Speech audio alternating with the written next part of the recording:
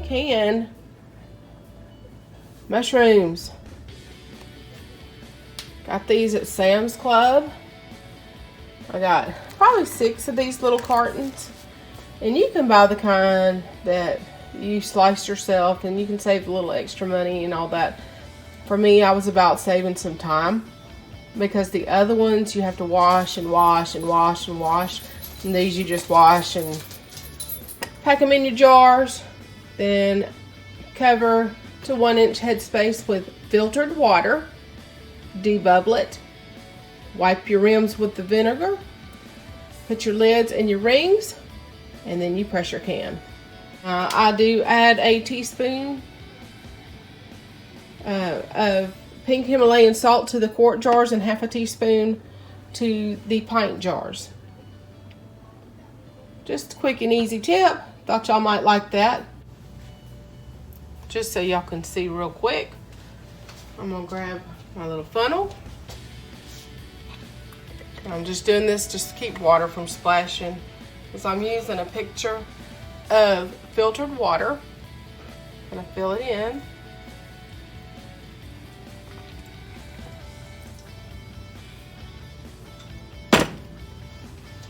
Grab my debubbler right here.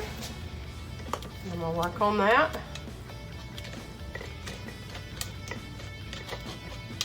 Get them all debubbled.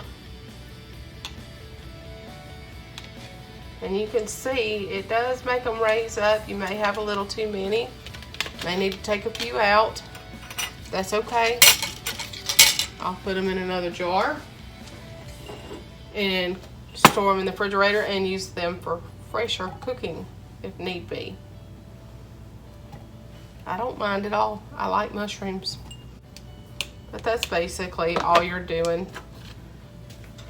I've already added my salt. I use pink Himalayan sea salt. You can use Celtic salts or whatever. Don't use table salt. Make sure it's a canning salt. As you can see, there's another bit too much. I packed them really tight. But I like to have it very full. And then I just top off with a little bit of water to get to that headspace range. And they're going to shrink. They're going to make a nice broth that you can use for soups and other recipes. Then once all of your jars are completely full into the headspace that you want, then you wipe your rims with your vinegar. Get them good and clean, because it may have a little salt particle.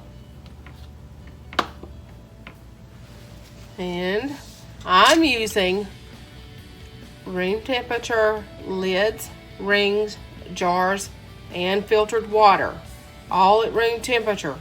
So when I get my canner out and put the water in it, my pressure canner, it's gonna all be room temperature, and I'm gonna bring it all up to boil, to steam for pressure at the same time. You wouldn't want to put a cold jar with a hot lid or a cold lid and cold jars into hot water. You're asking for an explosion or siphoning or all kinds of problems. So I'm doing this all at the same temperature. The mushrooms were not super chilled. I had let them come down in their temperature. So everything is the same. So you're putting your lids and your rings on.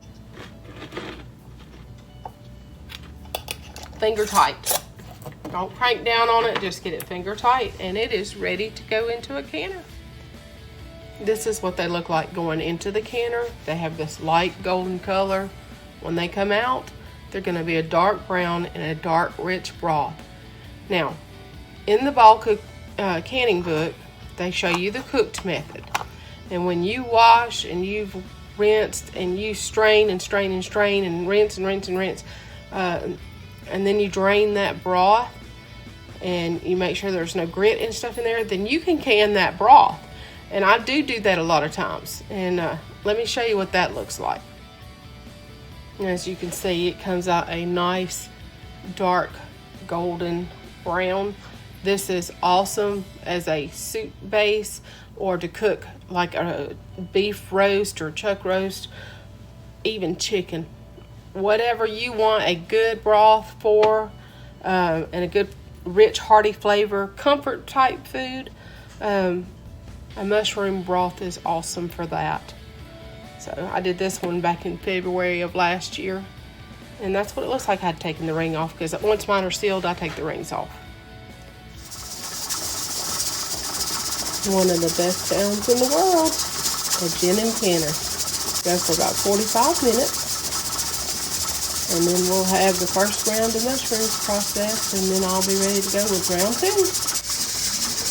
So we go from fresh mushrooms and freshly jarred to canned, and that's what they look like when they're canned. Golden brown to a darker brown. When I do the broth,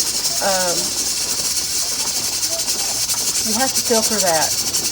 Like, to get the dirt granules out, you want to filter it through maybe a coffee filter or a piece of fabric, the way the old timers did it. Canner is complete.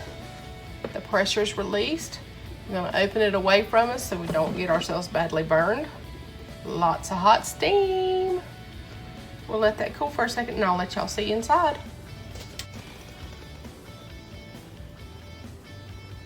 Nice. So I told y'all they do shrink down. As you can see, they do shrink way down. You end up with a nice broth.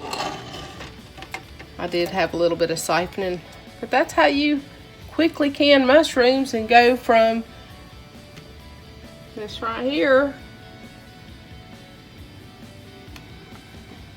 to these right here.